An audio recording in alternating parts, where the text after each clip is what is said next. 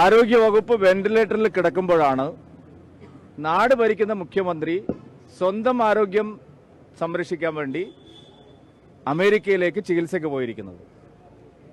അമേരിക്കയിൽ ചികിത്സയ്ക്ക് പോകുന്നതിനോട് ആരും എതിരല്ല. പക്ഷേ കേരളത്തിലെ ജനങ്ങളുടെ ആരോഗ്യ കാര്യത്തിന് എന്തെങ്കിലും ഒരു നടപടി എടുത്തിട്ട് വേണമായിരുന്നു മുഖ്യമന്ത്രി അമേരിക്കയിലേക്ക് പോകാൻ. ഈ സന്ദർഭത്തിൽ മുഖ്യമന്ത്രി അമേരിക്കയിലേക്ക് പോയത് ഒരു തരത്തിലും ന്യായീകരിക്കാവുന്ന കാര്യമല്ല. കെട്ടിടം വീണ ആളുകൾ മരിക്കുന്നു, ചികിത്സയ്ക്ക് പോയ ആളുകൾ ചികിത്സാപ്പിഴവ് പോലെ മരിക്കുന്നു, മരുന്നും ശസ്ത്രക്രിയാ ഉപകരണങ്ങളും കിട്ടാത്തത് കൊണ്ട് രോഗികൾ മരിക്കുന്നു. കേരളത്തിലെ എല്ലാ മെഡിക്കൽ കോളേജുകളിലും ജില്ലാ ആശുപത്രികളിലും താലൂക്ക് ആശുപത്രികളിലും പ്രതിസന്ധിയാണ്. ആവശ്യത്തിന് ഡോക്ടർമാരില്ല, മരുന്നില്ല, നഴ്സുമാരില്ല, ആരോഗ്യ പ്രവർത്തകരില്ല.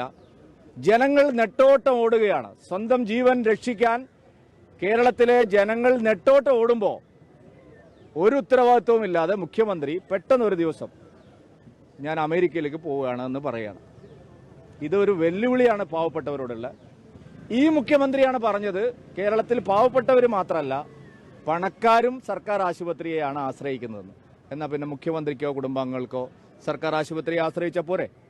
അപ്പോൾ പാവപ്പെട്ട ജനങ്ങളോട് ഒരു ഉപദേശം നൽകുകയും സ്വന്തം കാര്യം വരുമ്പോൾ തെമ്മാടികളുടെ രാജ്യത്തേക്ക് പോവുകയും ചെയ്യുന്നത് ഇരട്ടത്താപ്പാണ്.